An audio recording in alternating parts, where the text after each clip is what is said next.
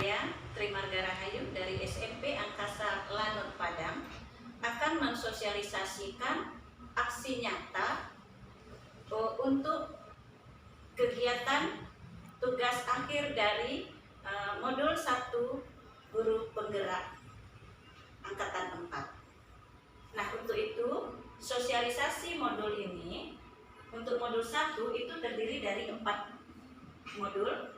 Yang pertama itu kita mulai dengan modul 1.1 sosialisasi filosofi pemikiran Ki Hajar Dewantara. Nah, kita lihat filosofi pemikiran Ki Hajar Dewantara ini, di mana pendidikan itu adalah merupakan tempat persemaian benih-benih kebudayaan yang hidup dalam masyarakat kebangsaan.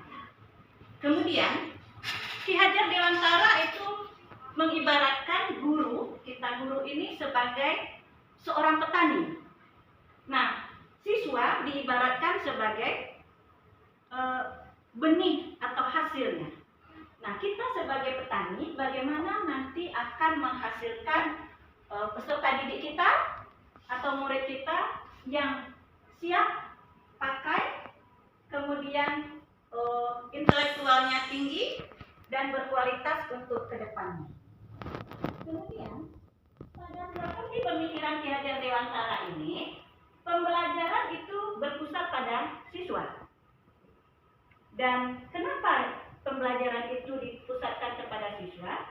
Kita sebagai guru tidak bisa memaksakan kehendak kita, karena masing-masing siswa kita itu berbeda, mempunyai keunikan. Kita tidak boleh memaksakan. Kalau misalnya kita guru bidang studi bahasa Inggris, siswa kita harus pandai bahasa Inggris, tidak bisa, karena mereka tuh unik dan mempunyai keistimewaan.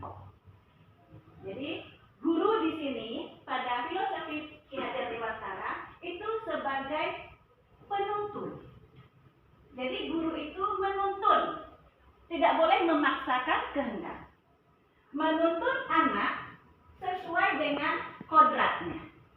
Kodrat di sini ada kodrat alam dan kodrat zaman. Bagaimana alam yang menciptakan, yang membawa situasi siswa tadi, itu tidak bisa kita paksakan siswa kita. Kemudian kodrat zaman. Nah, sekarang zaman IT, maka siswa itu intelektualnya tinggi dan mereka harus mampu dan mengetahui perkembangan IT. Termasuk kita juga guru. Kalau tidak mengikuti zaman, maka kita akan tereliminasi.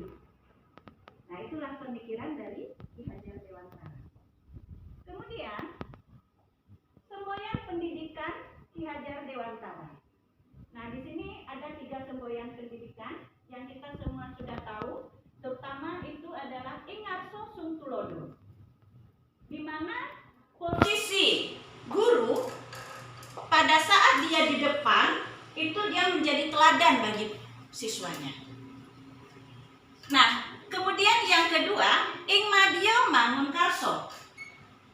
Siswa tadi akan melihat apabila gurunya berada di tengah-tengahnya, maka dia akan menghasilkan suatu karya atau yang dikatakan nanti kreativitas dari seorang guru. Dia akan membawa siswanya menciptakan karya-karya terbaru.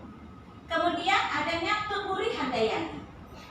Nah, di Tukuri Handayani ini guru selalu memberi dukungan untuk masa depan siswanya. Kemudian dia akan memberikan motivasi sampai siswa itu terus, walaupun tidak berada lagi di dekatnya, tetapi memotivasinya. Nah, itulah semboyan pendidikan dari Ki Hajar Dewantara. Kemudian guru di sini sudah seharusnya menghormati atau memandang siswa, yang dikatakan menghambas guru kepada siswa. Kita sebagai guru tidak lagi boleh memaksakan kehendak kita kepada siswa kita. Jadi kita menghormati siswa.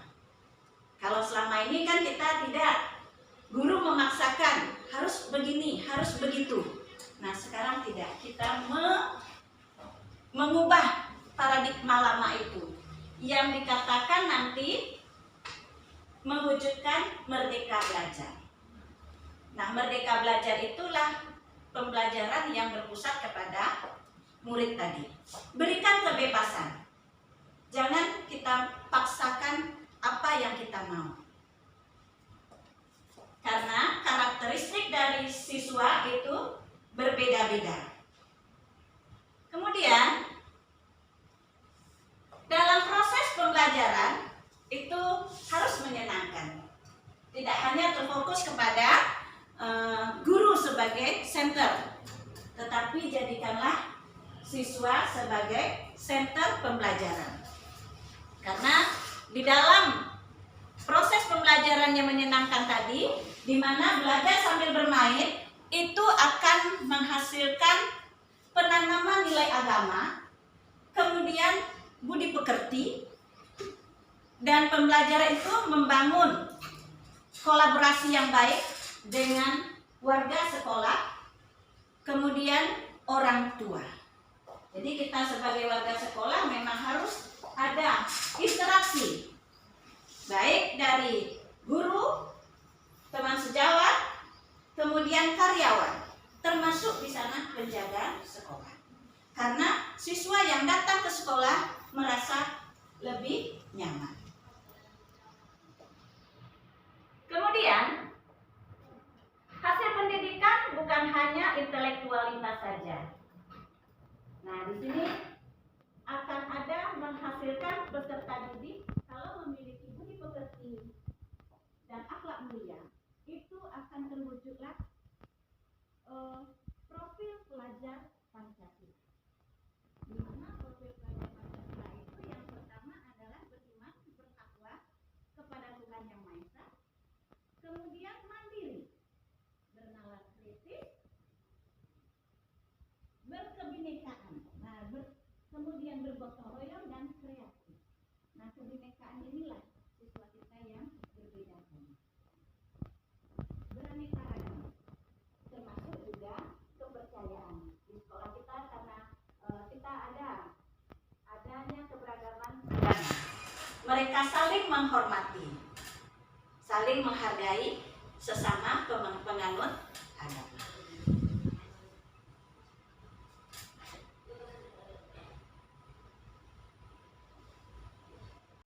Untuk modul 1.2 itu adalah nilai dan peran dari guru penggerak. Nah, yang pertama kita bahas itu adalah nilai seorang guru penggerak. Di sini nilai dari guru penggerak itu adalah menciptakan atau guru penggerak tersebut memiliki karakter yang harus dimiliki oleh seorang guru penggerak. Nah, kenapa karakter itu harus dimiliki? Karena karakter tersebut bisa menjadi teladan kepada siswa dan rekan sejawat atau warga sekolah. Nah, untuk nilai dari guru penggerak ini, yang pertama itu adalah mandiri. Nah, mandiri di sini adalah seorang guru penggerak tidak harus bergantung kepada orang lain. Dia harus mampu menciptakan pembelajaran yang berpusat kepada siswa. Kemudian guru penggerak juga harus mampu mencari informasi bagaimana pembelajaran yang terkini. Kemudian juga harus mampu mencari informasi untuk pelatihan-pelatihan. Apalagi sekarang di masa pandemi itu kita sudah berbasis IT, jadi pembelajaran ataupun diklat itu dilakukan secara online. Maka guru penggerak harus mandiri. Nah, untuk yang kedua itu adalah reflektif. Nah, di sini penggerak kita harus mampu memberikan mengevaluasi, kemudian harus mau dan harus menerima kritik maupun saran dari rekan sejawat. Keterbukaan. Kalau kita tidak terbuka kepada teman atau rekan sejawat, maka kita tidak akan bisa maju. Kemudian yang ketiga itu kolaboratif. Nah, di sini kita sebagai seorang guru penggerak, itu kita harus mampu bekerja sama atau berkolaborasi dengan teman sejawat dalam pembuatan media pembelajaran ataupun dalam pembelajaran yang nantinya akan menghasilkan pembelajaran yang inovatif. Nah, jadi nilainya adalah di mana nanti pembelajaran inovatif ini yang berbasis kepada IT. Makanya kembali lagi kepada pemikiran filosofi dari Ki Hajar Dewantara. Maka guru penggerak harus inovatif, harus melek IT. Kalau kita tidak melek IT, maka kita akan tertinggal. Nah, pembelajaran yang inovatif ini akan membentuk suatu pembelajaran, akan menghasilkan pembelajaran yang berpihak kepada murid. Jadi nanti dalam pembelajaran yang berinovatif, guru tidak memaksakan kehendak kepada siswa, maka pembelajaran tersebut akan berwujudlah sebagai pembelajaran yang berpihak kepada murid. Kemudian kita masuk pada peran guru penggerak. Nah, peran guru penggerak di sini adalah kontribusi baik. Kontribusi baik ini adalah, maksudnya di sini adalah penilaian atau budaya positif dari seorang guru. Nah, di sini peran guru penggerak itu pemimpin pembelajaran. Bagaimana nanti pembelajaran yang dihasilkan, siswa kita mampu sebagai menjadi seorang pemimpin. Memimpin dalam pembelajaran, contohnya dalam memimpin diskusi. Mereka mau ke depan, mereka berani untuk memberikan hasil tanggapan. Selama ini kan kita lihat anak siswa kita ada yang malu-malu, ada kalau dalam berdiskusi. Nah, kemudian yang kedua itu menggerakkan komunitas praktik. Nah, di sini komunitas praktik itu adalah ibu-ibu semua. Ibu-ibu yang akan menjadi penerus dan bagaimana kita akan bisa nantinya melahirkan di sekolah kita ini, di sekolah Angkasa Padang ini, nanti melahirkan guru-guru penggerak lainnya. Kemudian menjadi coach bagi guru lain. Nah, coach bagi guru lain itu adalah training. Misalnya Bapak Ibu kita semua sudah ikut pelatihan sebagai peserta di Syamolek. Nah, ibu-ibu bisa jadi coach untuk teman yang lain yang belum mengetahui. Coach ini adalah sebagai pembimbing. Nah, sebagai instruktur. Nomor 4, mendorong kolaborasi antar guru. Nah, ini dia. Kita harus sharing, ya. Kalau kita sharing atau berbagi ilmu antara sesama teman, dimulai dulu dengan KKG. Nah, sesudah dari KKG barulah kita dengan teman-teman mata pelajaran lainnya. Dan yang kelima itu mewujudkan kepemimpinan guru, kepemimpinan murid. Nah, kalau sudah selesai semuanya, maka apa yang kita berikan kepada siswa kita itu menjadikan siswa kita sebagai pemimpin di kelas atau pemimpin dalam pembelajaran yang kita berikan selama ini. Memberikan keberanian kepada mereka. Kalau mereka selama ini dalam berdiskusi takut, nah sekarang mereka sudah bisa atau mampu dia untuk menjadi pemimpin. Nah, kita lihat di sini salah satu yang sudah saya kerjakan itu adalah dalam pembuatan hidroponik, memberikan kebebasan kepada murid, dan mereka mencari sendiri bagaimana cara merakit, ya. Nah, disitulah peran pembelajaran yang sesuai dengan kodrat alam dan kodrat zaman.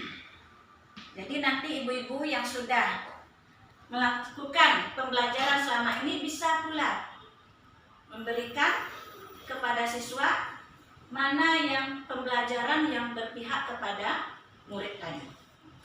Nah, di sini kita lihat persemaian benih yang menjadi lebih baik dan optimal. Kita lihat di sana setelah selesai kemarin ini, mereka begitu senang dan mereka membahas kembali setelah hasil panen yang mereka dapat dalam pembuatan hidroponik itu. Ternyata mereka hasilnya kecil-kecil. Lalu mereka akan mencari informasi. Disitulah fungsi dari kodrat alam dan zaman tadi. Mencari informasi melalui internet. Ya, kenapa panen yang mereka hasilkan kok tidak sesuai dengan harapan? Nah, disitulah peran daripada guru sebagai coach atau pemimpin pembelajaran, agar anak-anak yang kita hasilkan nanti bisa berguna ke depannya, dan guru yang tadi kata tutpuri handayani, membimbing siswanya itu sampai mereka berhasil di kemudian hari. Kita masuk modul 1.3, itu tentang visi guru penggerak. Nah, visi guru penggerak, yang namanya visi itu adalah sesuatu yang belum terjadi saat ini, tapi kita harus yakin akan terwujud di masa depan. Nah, untuk visi ini, hal besar yang kita harapkan ada di masa depan nantinya. Seperti yang sudah saya sampaikan, itu pada gambar kita ingin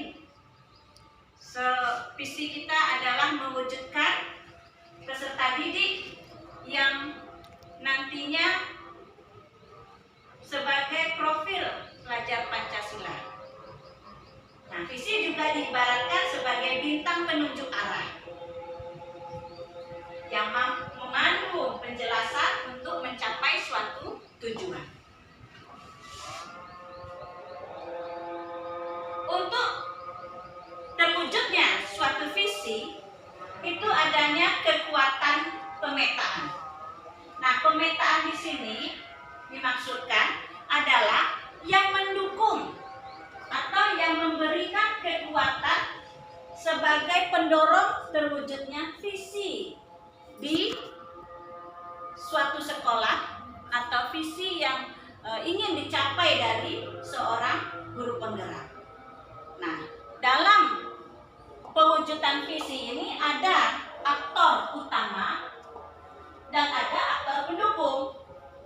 Nah, untuk aktor utama atau pemeran utamanya itu adalah guru penggerak sendiri. Kemudian siswa itu adalah aktor utama.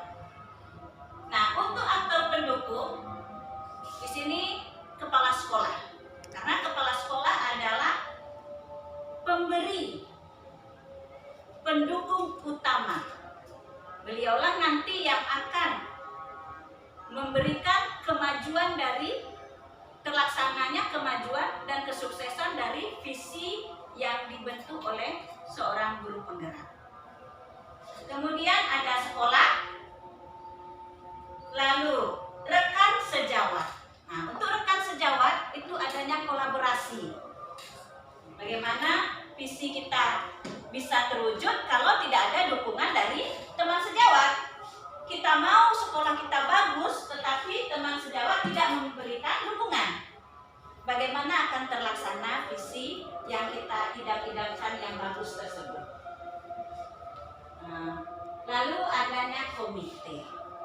Nah, untuk komite kalau kita lihat di sekolah kita, di yayasan kita itu sudah alhamdulillah sudah mulai terlihat dukungan untuk siswa. Dan yang terpenting adalah dinas pendidikan. Karena selama ini apapun pelatihan, ya, kalau tidak ada dukungan dari dinas pendidikan, ya, itu tidak akan terlaksana. Nah, di dalam dinas pendidikan itu adanya suatu pengawas. Nah, pengawas inilah yang memotivasi, memberikan rancangan, tindakan, atau sebagai monitoring untuk terlaksananya program yang ada di sekolah.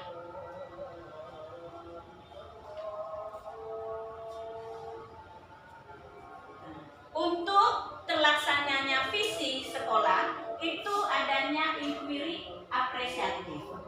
Nah, inquiry apresiatif ini merupakan suatu pendekatan untuk terlaksananya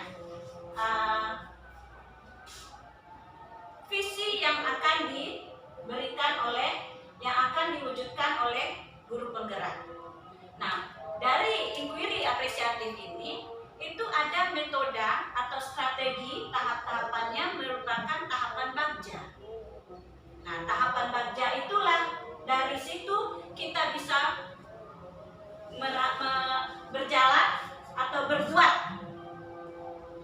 Yang mana bagja itu yang B-nya itu buat pertanyaan, yang A ambil penjelasan atau ambil pelajaran, kemudian G gali impian, dan yang A-nya lagi, yang C dulu itu adalah menjabarkan rencana, dan yang terakhir A-nya adalah baru ambil mengeksekusinya atau ambil alur eksekusi, bagaimana melaksanakan visi ini supaya bisa terwujud. Jadi ada melalui pendekatan inquiry apresiatif, dan metode yang kita gunakan adalah metode strategi bagja. Untuk modul 1.4 itu kita tentang budaya positif yang ada di sekolah kita ataupun yang akan kita laksanakan. Nah, untuk membuat budaya positif ini kita harus tahu dulu ilusi dari ilusi kontrol. Ilusi kontrol ini ilusi guru mengontrol murid, ilusi bahwa kritik dan membuat orang merasa bersalah. Ini paradigma yang akan kita rubah. Kemudian dengan ilusi tersebut bahwa semua penguatan positif itu efektif dan bermanfaat. Ilusi adalah di mana ilusi ini bahwa orang dewasa memiliki hak untuk memaksa. Nah, paradigma ini yang akan kita rubah. Bagaimana nantinya posisi kontrol itu kita rubah dengan disiplin. Nah, disiplin itu berasal dari bahasa Latin yang berasal dari kata disiplina yang berarti belajar. Disiplin diri membuat orang menggali potensi menuju sebuah tujuan. Apa dia hargai? Namun pada budaya kita, makna disiplin ini lebih cenderung merubah menjadi sesuatu yang dilakukan seseorang pada orang lain untuk mendapatkan kepatuhan. Jadi kalau kita melanggar, maka akan dikenakan hukuman. Jadi harus patuh kita dengan disiplin tersebut. Nah, kita lihat perbedaan hukuman dengan sanksi.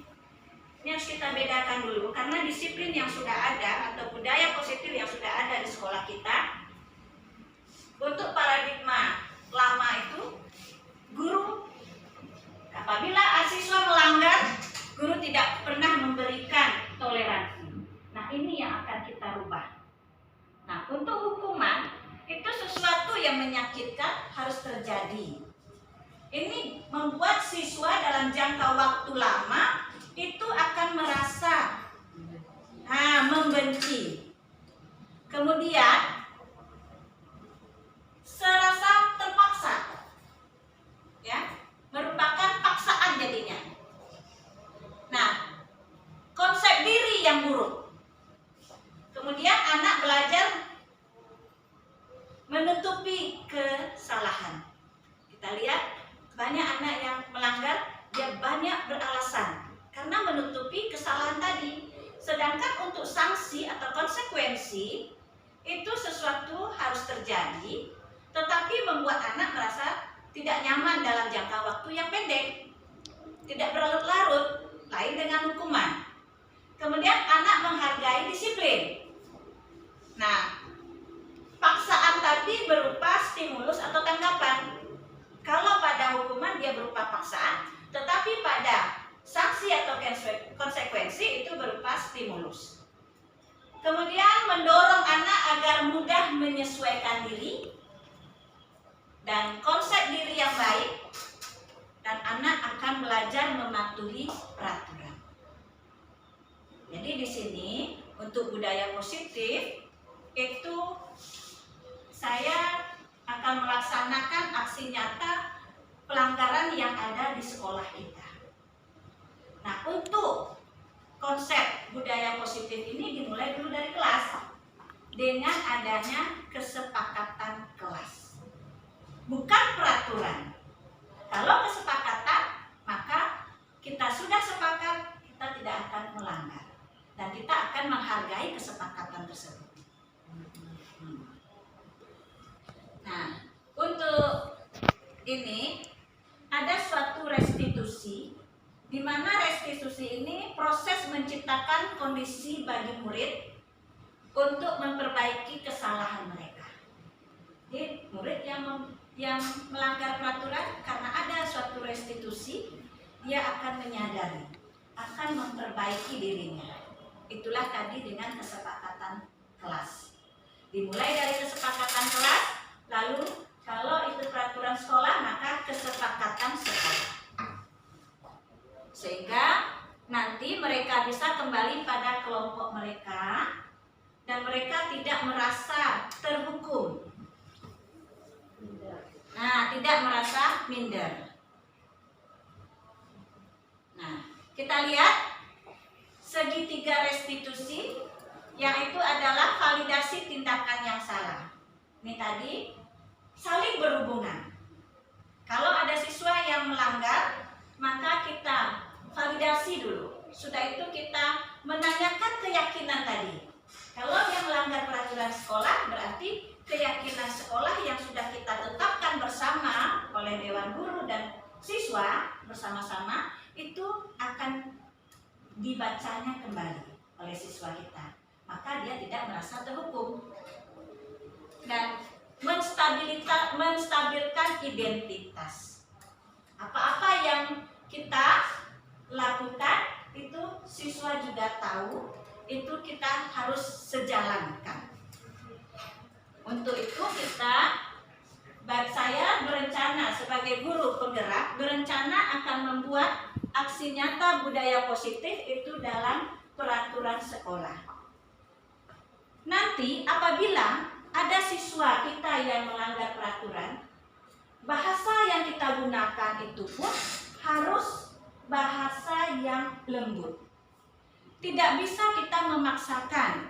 Nah, di sana ada peran kita sebagai guru, itu ada sebagai penghukum, ada sebagai manajer, ya, dan ada sebagai teman. Disitulah kontrolnya. Jadi kalau sudah ada kesepakatan kelas atau kesepakatan sekolah, maka siswa tadi berpikir dia untuk membuat kesalahan. Nah, untuk ini kita misalnya dalam berpakaian, di sekolah kita pakaian sudah ditetapkan, pakaian hari Senin sampai hari Sabtu. Nah, itu nanti akan dipajangkan peraturan berpakaian, jadwal berpakaian, kemudian jadwal atau peraturan yang dilanggar oleh siswa itu akan kita pampang. Nah, itulah makanya di sini kita butuh kolaborasi dengan rekan sejawat untuk mendukung dari budaya positif yang ada di sekolah kita. Jadi saya sebagai guru penggerak mohon bantuan kepada ibu-ibu untuk bisa melaksanakan budaya positif yang sudah ada di sekolah kita dan akan kita tingkatkan dan kita pertahankan. Demikian Bapak Ibu, terima kasih, dan itulah sosialisasi yang nanti kedepannya akan saya buat tentang budaya positif di sekolah kita. Saya ucapkan terima kasih atas waktu yang sudah diluangkan. Saya akhiri. Assalamualaikum warahmatullahi wabarakatuh. Waalaikumsalam warahmatullahi wabarakatuh.